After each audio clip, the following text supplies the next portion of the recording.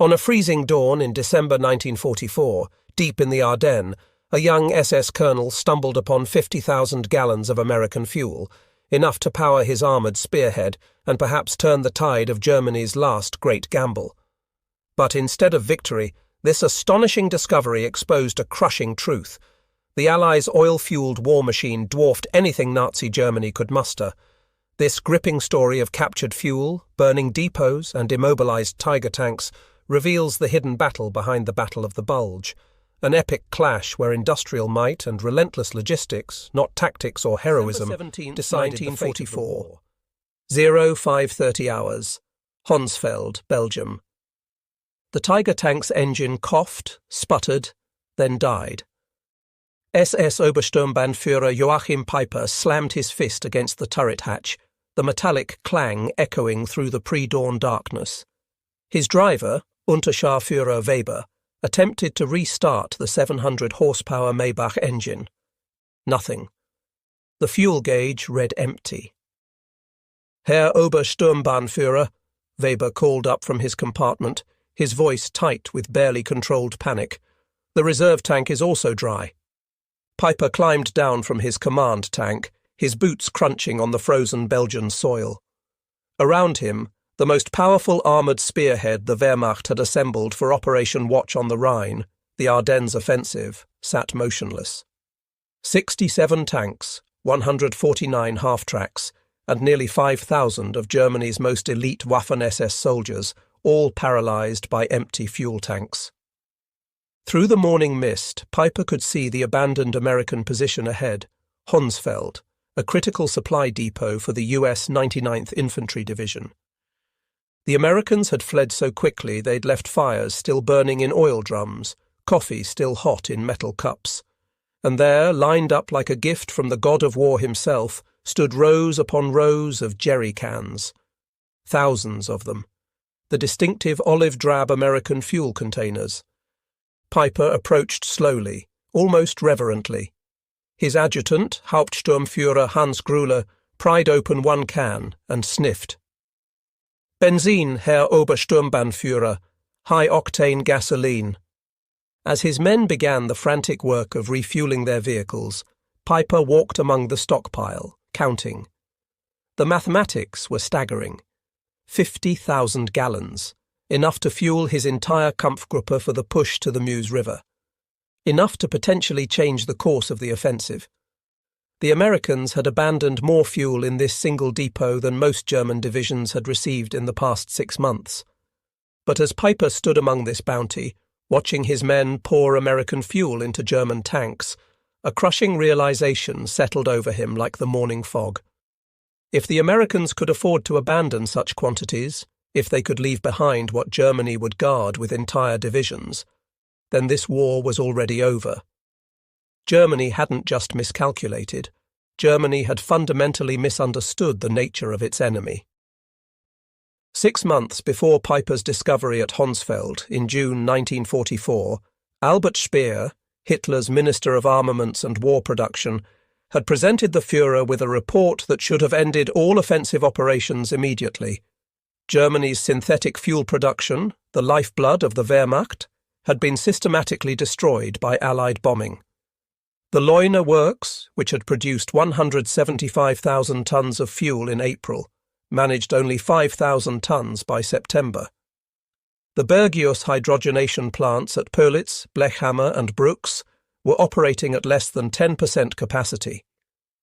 The numbers told a story of inevitable defeat. In 1944, the United States produced 1.8 billion barrels of crude oil. Germany, including all synthetic production and captured Romanian fields, managed 33 million barrels, less than 2% of American production. The Third Reich was attempting to wage mechanized warfare with horse-drawn logistics, while America was drowning its armies in petroleum abundance.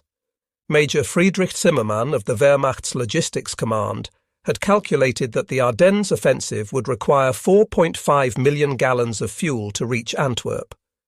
Hitler allocated 5 million gallons, but only half was actually delivered due to transportation problems.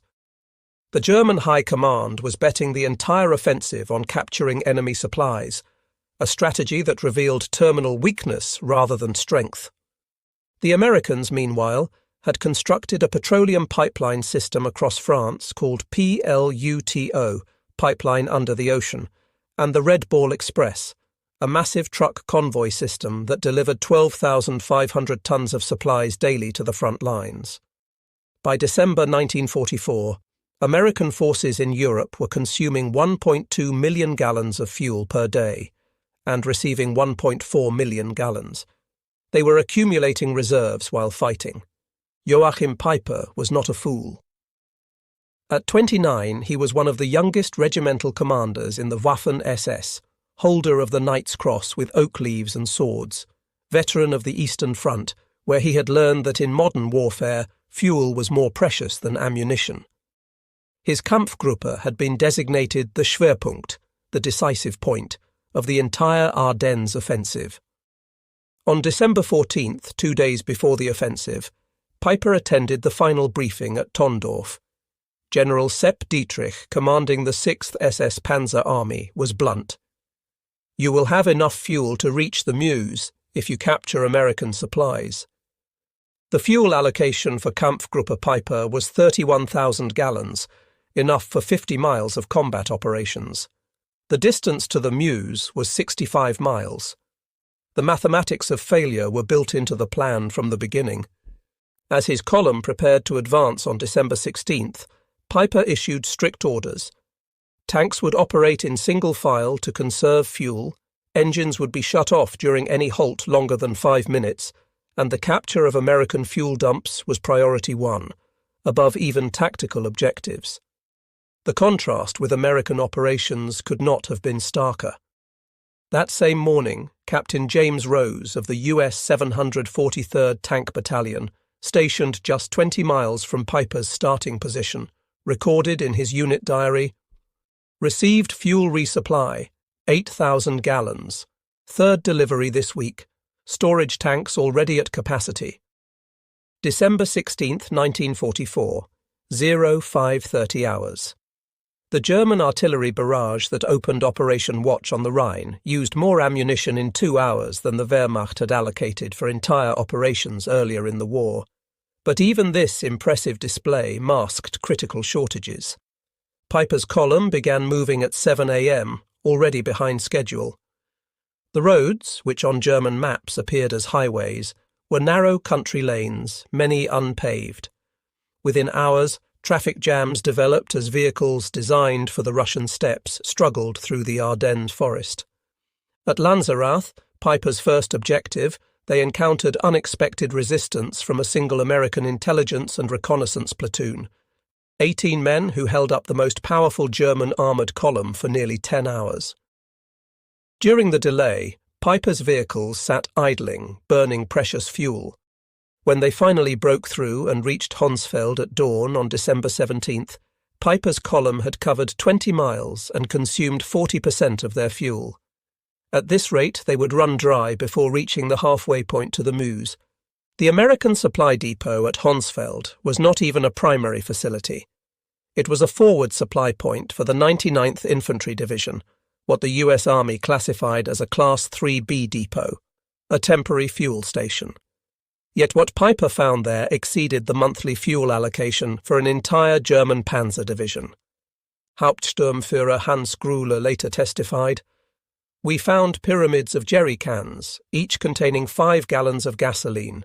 They were stacked 3 meters high, extending for perhaps 200 meters. The Americans had not even attempted to destroy them." The captured fuel was high-octane aviation gasoline mixed with motor fuel, 80 octane or higher. German vehicles, especially the temperamental Maybach engines in the Tiger tanks, were designed for 74 octane fuel. The American gasoline was actually too good, causing engine problems in several German vehicles. As Peiper's men refueled, they made more discoveries. Sergeant Wilhelm Hoffmann found shipping manifests in the depot office. He could read English, having worked in his father's import business before the war. The papers indicated this fuel had been shipped from Texas to New York, across the Atlantic to Liverpool, across the Channel to Normandy, and trucked 400 miles to Honsfeld. The journey of over 6,000 miles had taken less than 6 weeks. I showed the papers to Obersturmbannführer Peiper, Hoffmann recalled in a 1976 interview. He read them twice, then crumpled them up. He said nothing, but his face went pale. We both understood what this meant. Private Ernst Kahler found a stack of Stars and Stripes newspapers dated December 15th, just 2 days old. The headline celebrated the opening of a new fuel pipeline from Cherbourg to Verdun, capable of delivering 300,000 gallons per day. A single pipeline delivering more fuel daily than Kampfgruppe Peiper would use in the entire offensive. To comprehend the shock of Peiper's discovery, one must understand Germany's fuel situation by late 1944. Since May, Allied bombing had reduced synthetic fuel production by 90%. The Luftwaffe was grounding aircraft for lack of aviation fuel. Pilot training had been cut from 250 flight hours to 60 hours. The German Navy's surface fleet had effectively ceased operations. U-boats were fitted with snorkels to conserve diesel by running on batteries longer. On the home front, German civilians had not seen private automobile traffic since 1942.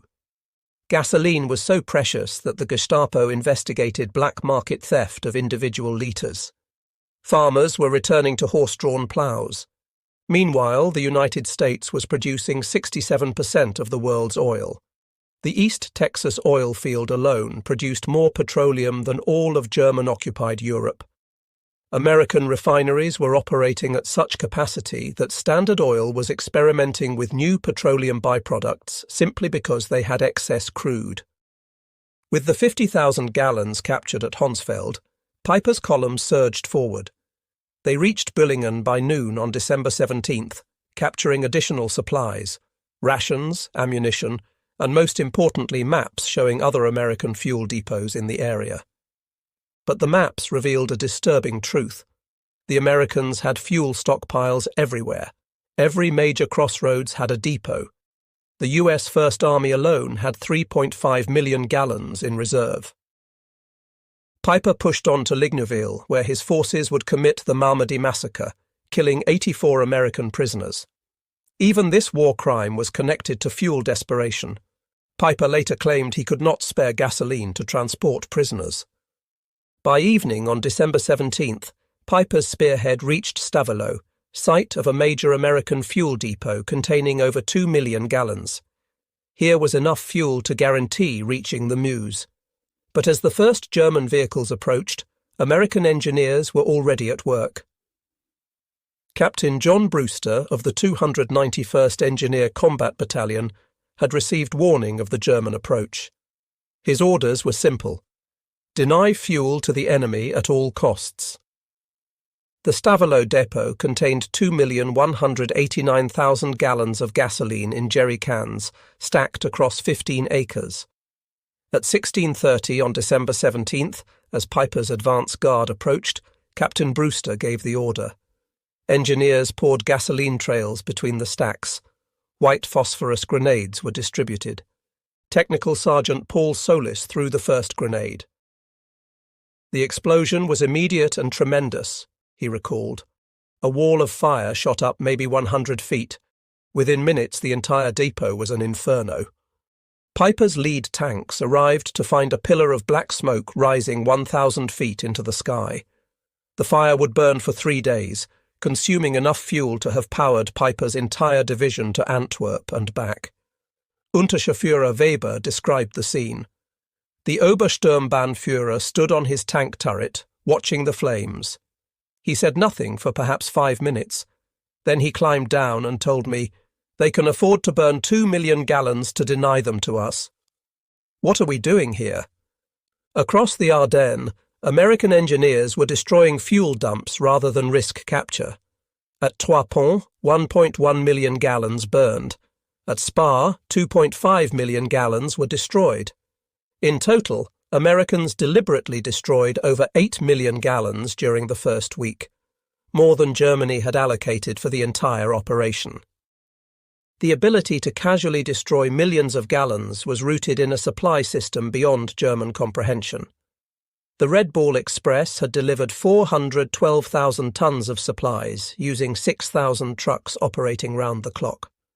Each truck consumed 40 gallons daily. The operation itself burned more fuel than German Army Group B received monthly. By December 1944, the motor transport service employed 230 truck companies operating on colour-coded routes. The system delivered 20,000 tons of supplies daily, including 3,000 tons of fuel. Colonel James Snyder, Chief Logistics Officer for First Army, recorded on December 18th. Fuel receipts yesterday, 1,847,000 gallons. Fuel issued, 1,623,000 gallons. Net gain to reserves, 224,000 gallons. The pipeline system was even more impressive. Operation Pluto had laid pipes across the English Channel, pumping 1 million gallons daily from Britain. A network of pipelines extended inland. The Cherbourg-Paris line delivered 800,000 gallons daily. The Seine-Verdun line moved 650,000 gallons daily. By December 1944, Allied forces in northwest Europe were consuming 7.5 million gallons daily, while receiving 8.2 million gallons. They were building reserves during offensive operations. As Piper pushed deeper into Belgium on December 18th, the impossibility of the German position became clear. At Cheneux, they captured another depot, 5,000 gallons consumed in 3 hours of combat. Tiger tanks consumed 2.5 gallons per mile in battle. Panthers burned 1.5 gallons per mile. In the difficult Ardennes terrain, consumption increased by 40%. Hauptmann Otto Dingler, maintenance officer for the 1st SS Panzer Regiment, recorded, "By noon on December 18th, we had consumed 67,000 gallons since the offensive began. We had captured perhaps 55,000 gallons. We were operating at a deficit." The Americans, monitoring German radio traffic through ultra-intercepts, knew Piper's fuel situation. General Courtney Hodges ordered all units. Enemy critically short of fuel. Destroy all gasoline stocks threatened by capture. That same day, American C-47s flew 316 sorties delivering supplies to Bastogne, including 160,000 gallons of fuel. Americans were flying more fuel to a surrounded garrison than Piper's entire Kampfgruppe possessed. By December 19th, as Piper's forces engaged defenders at Stoumont, the fuel crisis had become critical. Tanks were being abandoned with empty fuel tanks rather than from battle damage. Piper consolidated his remaining fuel, perhaps 8,000 gallons, enough for one engagement or retreat, but not both. Meanwhile, Allied planners were preparing for January operations. Brigadier General Maurice Gilland requested 245 million gallons for the coming month. The request was approved without discussion. The contrast extended beyond quantity. American vehicles were standardized for efficiency. Sherman tanks consumed 0.8 gallons per mile versus the Tiger's 2.5. American trucks got 8 miles per gallon fully loaded. Parts were interchangeable, maintenance simplified. German forces operated a bewildering array of captured and manufactured vehicles with different requirements. French tanks needed different oil than German Panthers. Soviet trucks required different parts than German Opels. Each complication multiplied logistical difficulties. On December 20th, Piper received a radio message. Fuel convoy destroyed by Allied aircraft. No resupply possible. Continue with available resources. Piper called his commanders together. Sturmbannführer Werner Pötschke was blunt. "We have fuel for perhaps 20 kilometers. The Meuse is 30 kilometers away." According to Hauptsturmführer Grüller's testimony, the Obersturmbannführer said, "Gentlemen, we have discovered we are fighting an enemy who burns more fuel to deny it to us than we received for this entire operation. What we captured at Honsfeld, which seemed miraculous, was nothing to them. We cannot win." This realization was spreading. General Hasso von Manteuffel, commanding 5th Panzer Army, later wrote, "When I learned Americans had destroyed 8 million gallons rather than risk our capturing it, I knew the offensive had failed before it began." Colonel Friedrich von der Heydte, captured December 23rd, told interrogators, "Your soldiers throw away chocolate. My men haven't seen chocolate in 2 years. You burn millions of gallons. We measure by the litre. How can we fight such abundance?" By December 21st, Piper was surrounded at La Glaise, his tanks immobile. American forces surrounding him, 31st Infantry Division, 82nd Airborne, 3rd Armoured, had a combined fuel allocation of 340,000 gallons for December 21st alone. Piper had perhaps 1,000 gallons. Private First Class Richard McKinney wrote home, "We've got Germans surrounded who ran out of gas.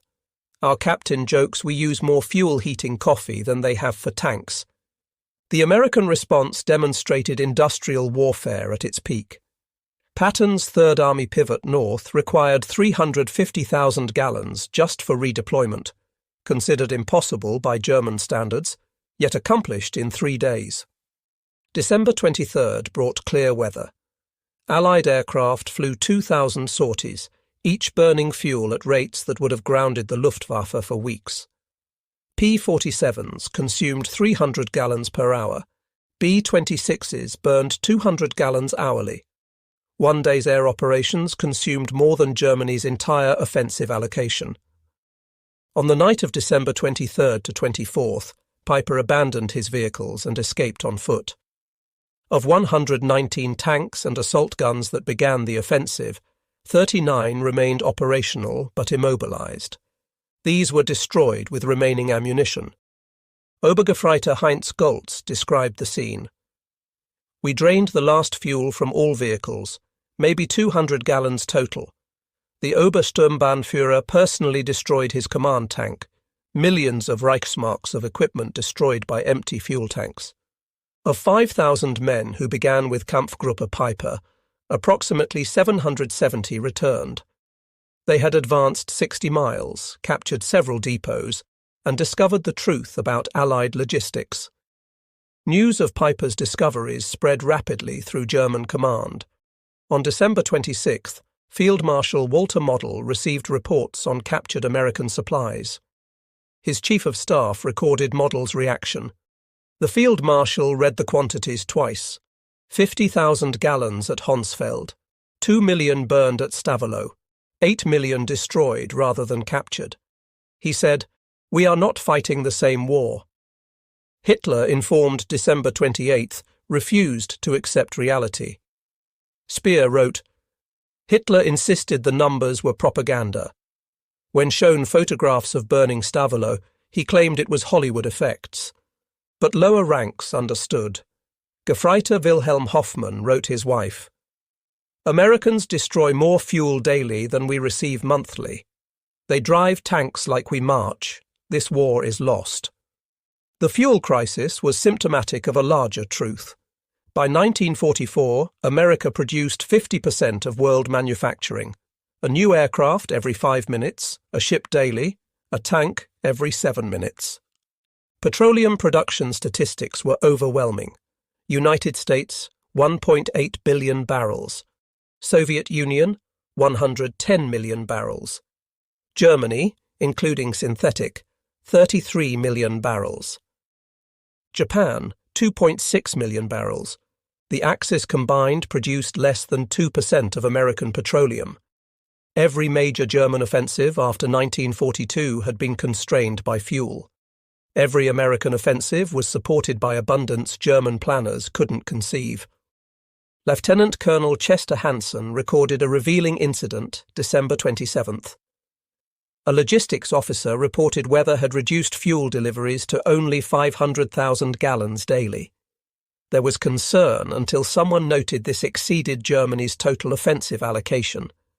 German POWs from the Ardennes were more shocked by American waste than firepower. Seeing GIs discard half-eaten rations or use gasoline for heating shattered morale more than artillery. Oberst Günther Reichhelm told interrogators, We knew your production numbers abstractly. But seeing soldiers waste more than we possessed made them real. Every German who saw your casual abundance knew the war was hopeless. This knowledge spread through letters despite censorship. Feldwebel Ernst Müller wrote, "Americans wash clothes in gasoline. They feed chocolate to dogs. They fire artillery for Christmas. We cannot fight infinity." The psychological impact undermined German racial superiority narratives.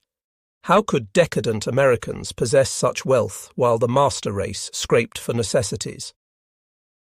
During Nuremberg trials, German leaders consistently cited logistics, particularly fuel, as decisive. Field Marshal Keitel testified, "We had operational superiority 1940 to 41.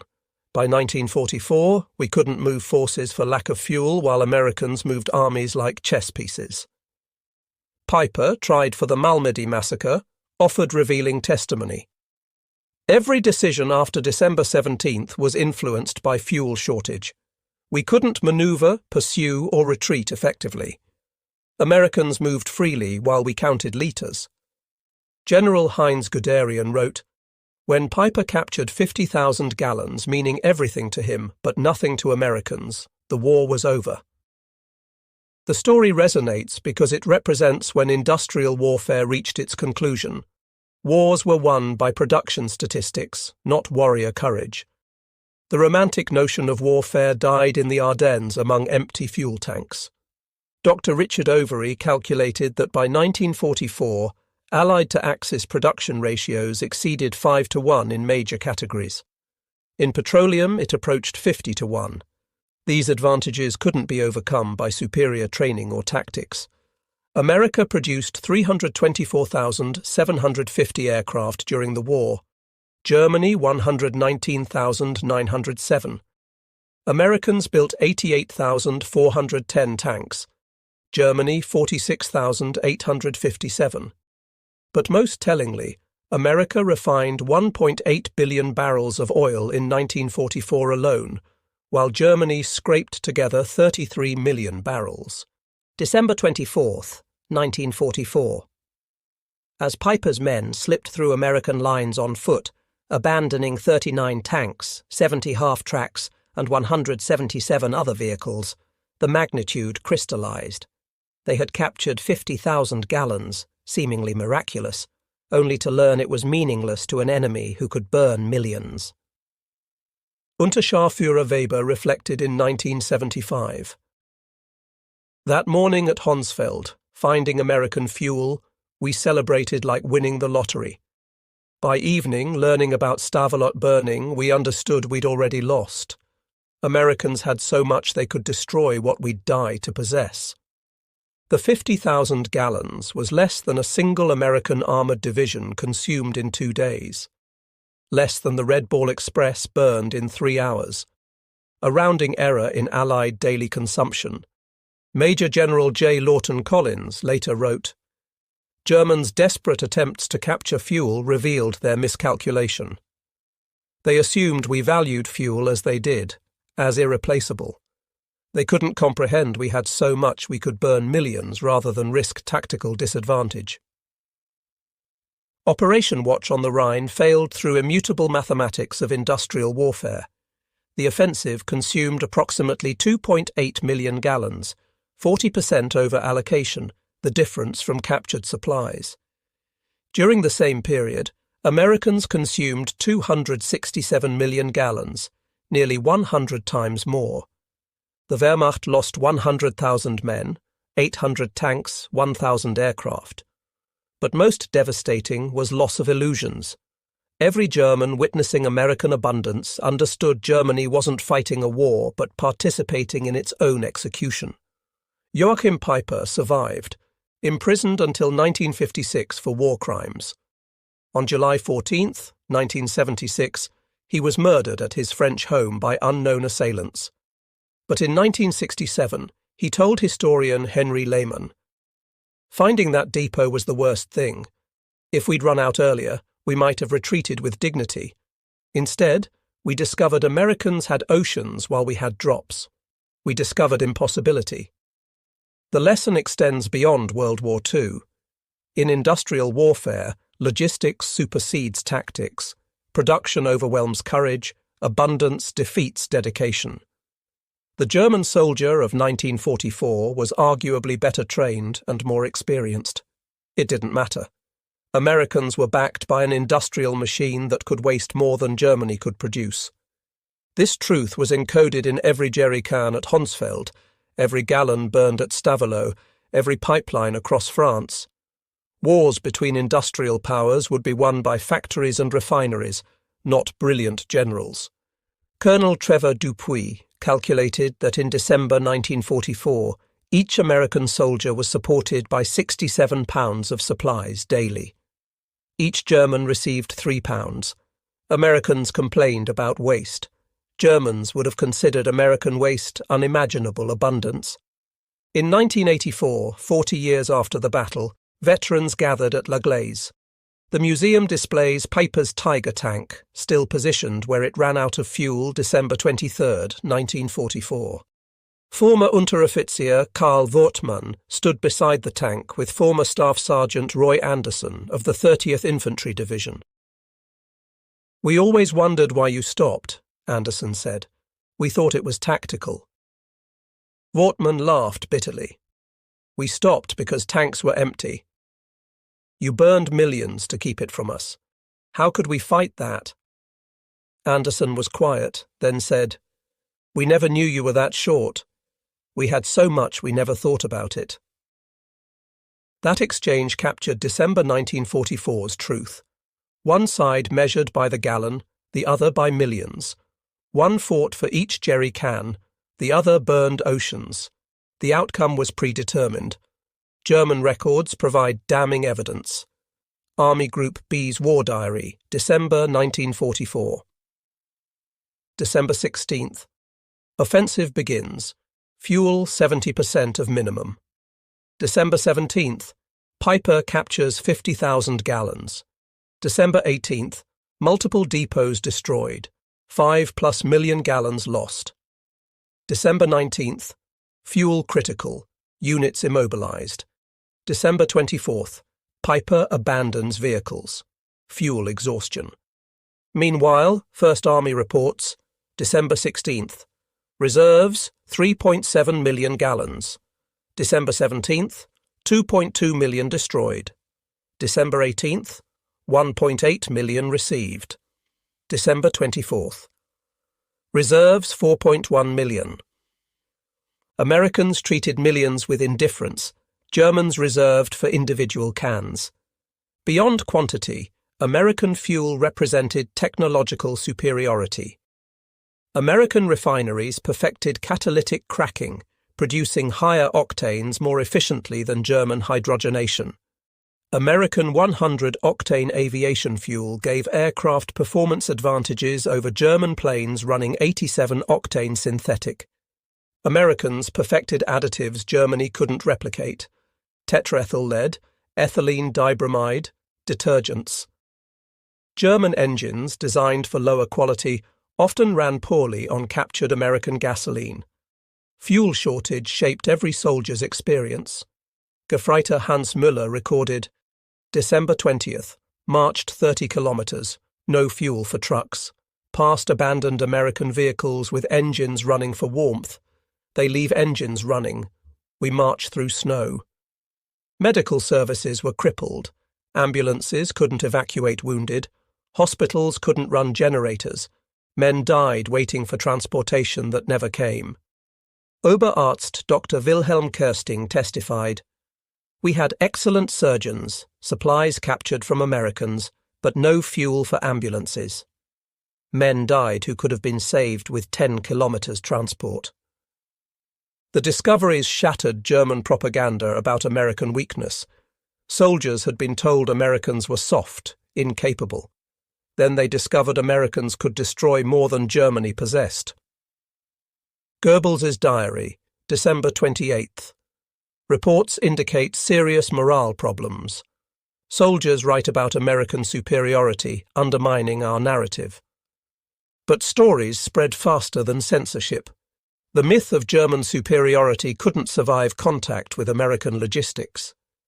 The Ardennes failure meant Germany had no options except desperate defence. General Jodl testified at Nuremberg. After the Ardennes, we knew it was lost. We'd played our last card and discovered the enemy held all aces. Recognizing German desperation, Allies focused on destroying fuel production. By February 1945, German fuel production ceased. The Luftwaffe was grounded, training cancelled. The Wehrmacht became static, destroyed piecemeal by mobile enemies. Spring 1945 brought surreal scenes. German units surrendered from immobility, not defeat. Entire panzer divisions sat helplessly as Allies drove past. General Major Fritz Bayerlein described, "We had 42 operational tanks, experienced crews, ammunition. We had 300 litres fuel, not enough for the next town. We destroyed our tanks and walked to captivity." Meanwhile, American advance was constrained only by traffic jams from vehicle abundance. Third Army alone had 15,000 vehicles. Kampfgruppe Piper's fuel crisis demonstrates how industrial capacity determined World War II's outcome. When Piper stood among captured jerry cans that December morning, he glimpsed truth. They fought an enemy whose waste exceeded their need. The numbers tell everything. German offensive allocation, 5 million gallons. Fuel destroyed by Americans, 8 million gallons. Daily American consumption, 7.5 million gallons. Piper's capture at Honsfeld, 50,000 gallons. Percentage of American daily supply, 0.6%. The Battle of the Bulge killed 19,000 Americans, perhaps 100,000 Germans. It destroyed Wehrmacht's last reserves. But its lasting impact was spreading knowledge through German ranks. America possessed incomprehensible abundance. Piper's discovery wasn't just about fuel, but industrial warfare's nature. Victory belonged to whoever produced the most petroleum, steel, aluminum. Germany never had a chance. The final irony: American forces cataloguing abandoned German equipment at La Glaise found 39 perfect tanks, abandoned solely for lack of fuel. Major Robert Harrison's salvage report noted, "Fuel required, 8,000 gallons. Classification, minimal. Source, local reserve. Time, 4 hours." What was impossible for Germans, 8,000 gallons to save their best tanks, was beneath American notice. A minor request using local reserves exceeding Kampfgruppe Piper's peak strength. This was Piper's discovery at Honsfeld. Not just that America had more fuel, but that American abundance operated on a scale making German scarcity irrelevant. The war was over when American industrial capacity mobilized. Honsfeld revealed what had been true since 1942. Germany fought the impossible, measuring defeat in gallons while America measured victory in oceans. The Tiger tank sits in La Glaise's museum, fuel gauge empty, monument to when tactical excellence met logistical reality and lost.